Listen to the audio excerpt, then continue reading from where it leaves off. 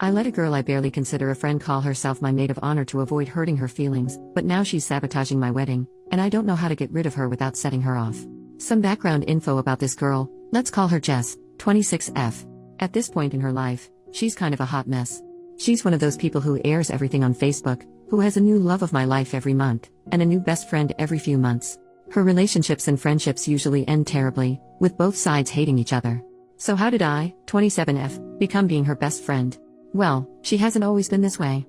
She was relatively normal 5 years ago when I met her, save for the normal early 20s drama. But in the last 2 years, she's lost her mom to cancer and her grandpa to old age, and she doesn't have any other family. She dropped out of school and found out her boyfriend at the time was cheating on her.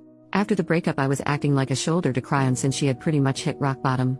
A few months later, she was telling everyone how close we were and started tagging me as her best friend. A few months ago, I got engaged. Unbeknownst to me, she started telling everyone she was my maid of honor, even though I've always planned on making my sister my maid of honor. But this was right after Jess' mom had died, so I just improvised and said I would have 2 maid of honors. It's still not what I would have liked, but I literally couldn't bring myself to tell this poor girl I don't consider her my best friend. That was my first mistake. About a month after I got engaged, she met a guy.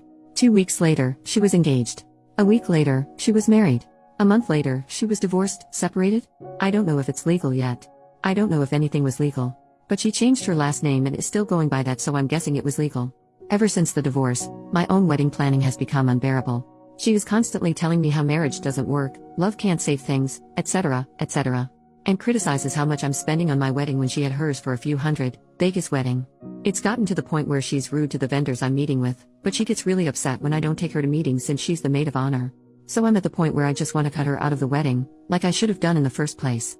However, when I confessed this to a mutual friend, my friend let me know to be careful because Jess can be really vindictive. When she found out her ex from a few years ago was getting married, she tried to contact the bride and tell her he was cheating on her. He wasn't. One of her last besties was fired from her job because Jess made multiple email accounts and regularly contacted customer service complaining about her.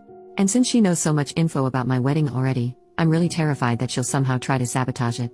So basically, I don't know what to do at this point. I feel like this wedding is getting away from me, but I also don't know if it'd be less painful to keep her a part of it, because it would save me all drama. I don't know what she's capable of, so I'm really worried that she'll somehow make everything harder for me if I don't just grin and bear it. Help. Update. 3 months later, guys. This went full-blown crazy. Before I could have a conversation with Jess, she confronted me about it. Apparently the mutual I confided in let the whole story leak, and a twisted, more dramatic version made its way back to Jess. Shit, meet fan. It was an hour or two of me trying to explain to Jess in a somewhat calm manner that I felt she had overstepped her boundaries, and it was really taking a mental toll on me while she yelled about what a terrible friend I was and how she's tired of putting all of her faith in the wrong people, and how she was tired of trying her best to be a good maid of honor. I made the mistake of pointing out that I had never asked her to be my maid of honor in the first place, and she responded with, well, then I must be delusional. The first step is admitting you have a problem, so. Progress? Needless to say, we aren't on speaking terms. Shortly after that, I took all of your advice and called all of my wedding vendors and let them know that my fiancé and I were going to be the only people making any decisions, and set up a confirmation word with them. Apparently this crap happens a lot because nobody even asked why. I accidentally forgot to contact the bakery making our cake, but luckily they called me and asked if I was certain I wanted to cancel the wedding cake. Apparently there was a voicemail left on their machine. Wonder how that happened. Here's where things get really nuts. A few weeks after our blow-up, she apparently met some guy who is the love of her life.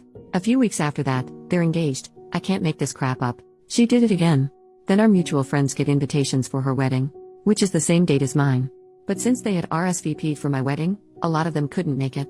A few days before her wedding, they have to cancel because he's already married. And you know what? So is she. I guess she never got officially divorced from that first quickie wedding. So as far as I know, no wedding actually happened.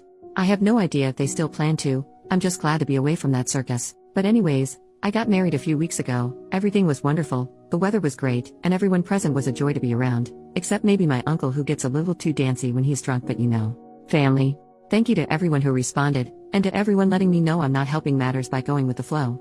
I will be actively practicing caution when making friends, by running from crazy and not comforting it. Relevant comments. Commenter number 1, anyone else think the mutual friend is kind of crappy? She was the one who told OP to be careful about Jess. Yet she decided it would be a good idea to blab about what OP told her, knowing full well it would get back to Jess. Now instead of telling Jess on her own terms, OP got ambushed instead. OP, I actually asked her about it a few days after the blow-up.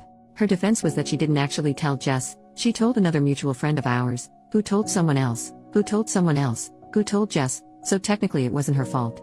Which is how by the time it got to Jess the story was somewhere along the lines of, oh my gosh, OP is telling everyone you're ruining her life and sabotaging the wedding. All of us met at work, we all worked at the same restaurant long ago, and it was always a drama-filled place. A lot of the same people still work there and still thrive off of the drama. I'm thinking it's time for me to move on from that specific crowd. Cliques are fun in middle school. In your 20s, not so much.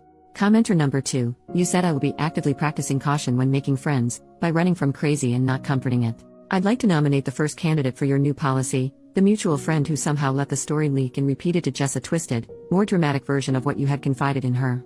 OP, I've decided to distance myself from that crowd and all. We're in different points in our lives, and I just don't find the gossiping all that fun. My real besties, from high school who were all bridesmaids, have all grown up and we would never pull this crap. Commenter number 3, I bet Jess was never actually getting married this time. It was just a plot to ensure at least some of your friends didn't make your wedding.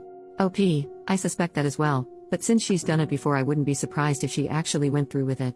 I'm assuming they were both trying to get divorced before the wedding and realized they wouldn't be able to in time, because some stuff takes time and can't be erased in a jiffy, so they couldn't do it. I get the feeling this guy is either really stupid or just as crazy as she is, so at least they found each other?